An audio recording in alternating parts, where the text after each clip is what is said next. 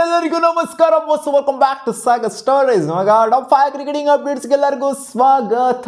ಮೊದಲನೇ ಅಪ್ಡೇಟ್ಗೆ ಹೋಗುವಂಥ ಸಮಯ.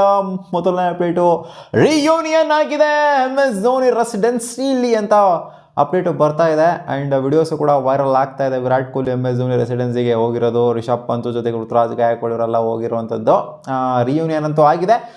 ಆಸ್ ಪರ್ ದ ರಿಪೋರ್ಟ್ಸ್ ಏನು ಅಂತಂದರೆ, ಒಂದು ಇಮೇಜ್ ಸಿಕ್ಕಾಪಟ್ಟೆ ಸರ್ಕ್ಯುಲೇಟ್ ಆಗ್ತಾ ಇದೆ. ಅದು MS ಧೋನಿ ಮತ್ತು ವಿರಾಟ್ ಕೊಹ್ಲಿ ಅವರಿಬ್ಬರು ಪಕ್ಕ ಕಾರಲ್ಲಿ ಕೂತ್ಕೊಂಡಿರುವಂಥದ್ದು, ಮುಂದೆಗಡೆ ಕೂತ್ಕೊಂಡಿರುತ್ತೆ. MSD ಡ್ರೈವ್ ಮಾಡ್ತಾ ಇರೋವಂಥದ್ದು. ಇದು AI ಇಮೇಜ್ ಥರ ಕಾಣಿಸ್ತಾ ಇದೆ. ಗೊತ್ತಿಲ್ಲ ಇದು AI ಇಮೇಜೋ ಅಥವಾ ನಾರ್ಮಲ್ ಇಮೇಜೋ. ಒಟ್ಟಲ್ಲಿ ವಿರಾಟ್ ಕೊಹ್ಲಿ ಅವರು ಹೋಗ್ಬಿಟ್ಟು, ವಿರಾಟ್ ಕೊಹ್ಲಿ ಆ್ಯಂಡ್ ಟೀಮು ಹೋಗ್ಬಿಟ್ಟು ಮೀಟ್ ಆಗಿದ್ದು MS ಧೋನಿ ಅಂತೂ ನಿಜ. ಅದು ರಾಂಚಿಲಿ, ಅವರ ಹೋಮ್ ಗ್ರೌಂಡಲ್ಲಿ ಸಂಡೇಯಿಂದ ಮ್ಯಾಚ್ ಆಡಾಗಿದೆ ರಾಂಚಿಲಿ. ನೋಡೋಣ, ಒಟ್ಟಲ್ಲಿ ರಿಯೂನಿಯನ್ ಆದ್ರಲ್ಲ ಇಷ್ಟೊಂದು ದಿನ ಆದಮೇಲೆ ಖುಷಿ ವಿಚಾರ. ಅಪ್ಡೇಟ್ ನಂಬರ್ 2, ನಮ್ಮ RCB captain Rajat Patidar related update ಬರ್ತಾ ಇದೆ.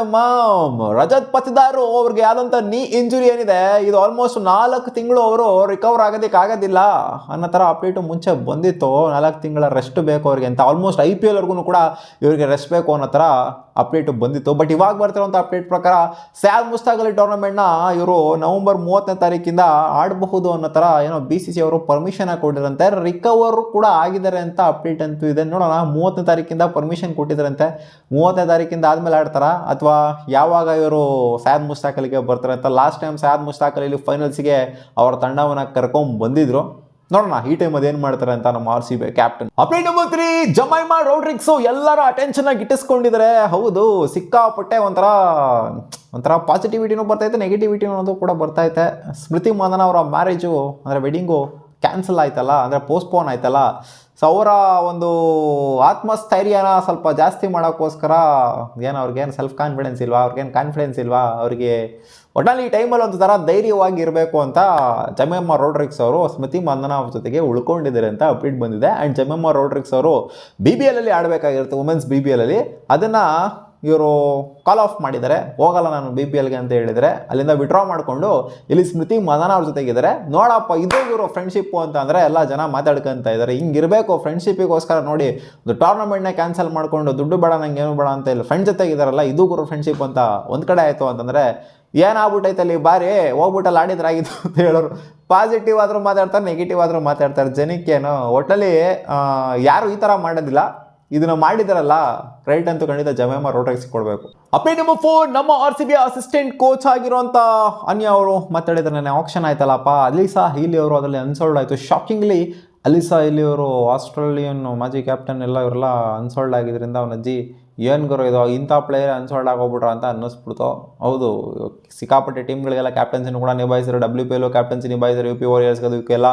ಆದರೂ ಅನ್ಸೋಲ್ಡ್ ಆಗೋಗ್ಬಿಟ್ರೆ ಇಂಥ ಪ್ಲೇಯರು ಅಂತ ನನಗೆ ಶಾಕ್ ಆಗೋಗ್ಬಿಡ್ತು. ಹೌದು, ಅನ್ಸೋಲ್ಡ್ ಆಗಿದ್ದಾರೆ ನೆನ್ನೆ.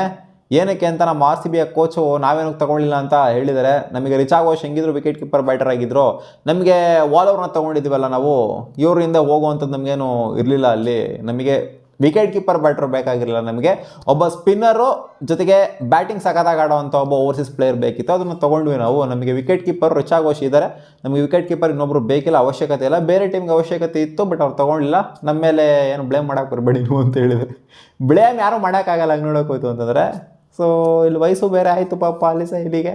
ಆ್ಯಂಡ್ ಪರ್ಫಾರ್ಮೆನ್ಸ್ ಕೂಡ ಅಷ್ಟೇನಾಗಿರಲಿಲ್ಲ ಲಾಸ್ಟ್ ಸೀಸನ್, ಅದಕ್ಕೋಸ್ಕರ ಅನ್ಸೋಲ್ಡ್ ಆಗಿದ್ರೆ ಅಷ್ಟೇ. ಅಪ್ಡೇಟ್ ನಂಬರ್ 5, ಏಷ್ಯಾ ಕಪ್ಪು ಸ್ಟಾರ್ಟ್ ಆಗ್ತಾ ಇದೆ.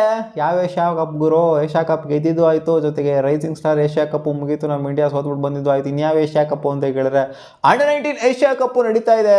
ಅಪ್ಕಮಿಂಗ್ ಡಿಸೆಂಬರಲ್ಲಿ ನಡೀತಾ ಇದೆ. 12ನೇ ತಾರೀಕಿಂದ ಏಷ್ಯಾ ಕಪ್ಪು ಸ್ಟಾರ್ಟ್ ಆಗ್ತಾ ಇದೆ ದುಬೈಯಲ್ಲಿ.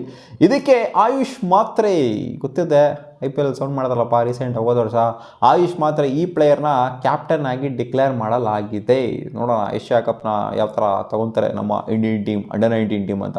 ಮತ್ತೆ ಸಿಗೋಣ ಮುಂದಿನ ವಿಡಿಯೋದಲ್ಲಿ. ಇದು ಇಷ್ಟವಾಗಿದ್ರಪ್ಪ ಕ್ರಿಕೆಟಿಂಗ್ ಅಪ್ಡೇಟ್ಸ್. ನಿಮ್ಗೆ ಈ ವಿಡಿಯೋ ಸ್ವಲ್ಪ ಅನ್ನೋದು ಇಷ್ಟ ಆಗಿದ್ರೆ ಒಂದೇ ಒಂದು ಲೈಕ್ ಮಾಡಿ ಮ್ಯಾಮ್. ಬಾಯ್.